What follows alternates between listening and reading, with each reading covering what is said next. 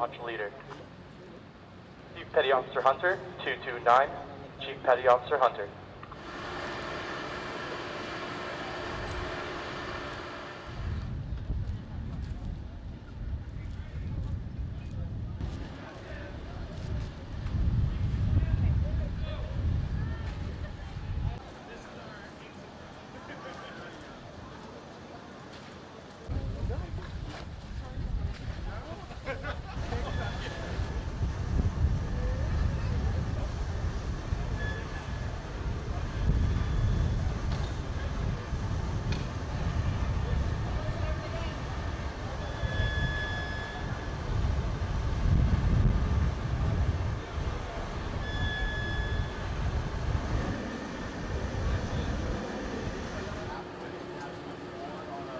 The Cyclone helicopter is a fairly new addition to our fleet and our maritime aircraft.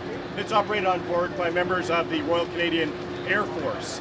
The main purpose of this helicopter is anti-submarine warfare, and that's achieved through, basically it's a large sort of ball that's lowered into the water that acts as a type of sonar which allows the helicopter to hunt submarines.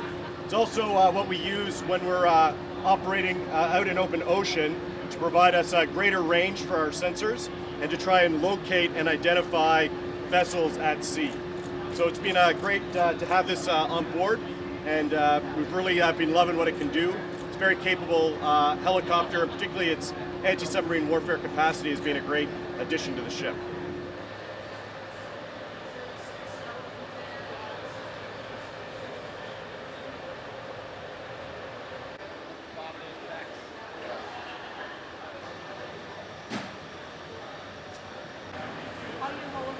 So, if you're right-handed, grab it like that, left hand comes on top, and you go out like this. So you're grabbing your fingers down there, and you've got your thumbs running down the side.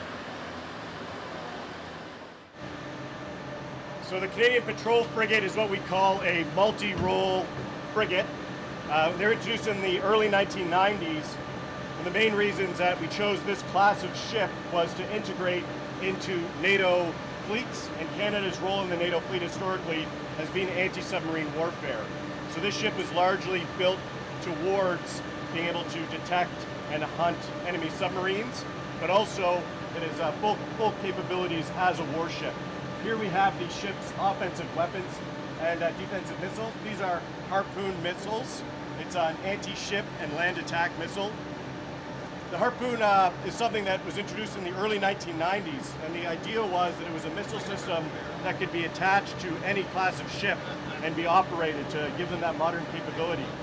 And although the physical structure of the missile tubes has remained the same, obviously kind of like your smartphone getting better and better every year, a lot of technology has changed in 30 years, which has given us missiles that also have longer range as well as greater capacity, which allows us to have land attack capability as well as the ability to be more discriminate in identifying attacking a warship, vice perhaps a merchantman in background shipping. Next we'll see is the ship's anti-air defense missiles, which are the Evolved Sea Sparrow missile. Same thing, over the years the physical canisters have remained the same. The missiles that go inside have been continuously improved. These Halifax class frigates went through what we call a half-life modernization in the mid-2010s. This ship between 2014 and about 2016. The ship itself remained the same, but all of the technology inside was modernized. So you remove the old computers and hard mainframes with modern equipment and modern sensors, which has allowed us to continue on with ships that will still be useful in modern combat for years to come. So this is where, for our young officers, they start off their careers the first few years, and from here we sort of have the capacity to do almost anything. On the left we have the captain's chair. The captain comes up here during special navigation or pilotage coming in and out of harbor. My chair is on the right side. I'm up here when we're doing live fire serials for safety. We have the Officer of the Watch uses now today modern electronic navigation. Back when I started, it was still the old-fashioned charts with a pencil, but now they have the good life with the computer navigation. And we also have a warfighting console, which allows us to fight the ship from this location if required. One thing that really hasn't changed a lot in almost 100 years of service at sea is that time spent up here on the bridge keeping the ship safe.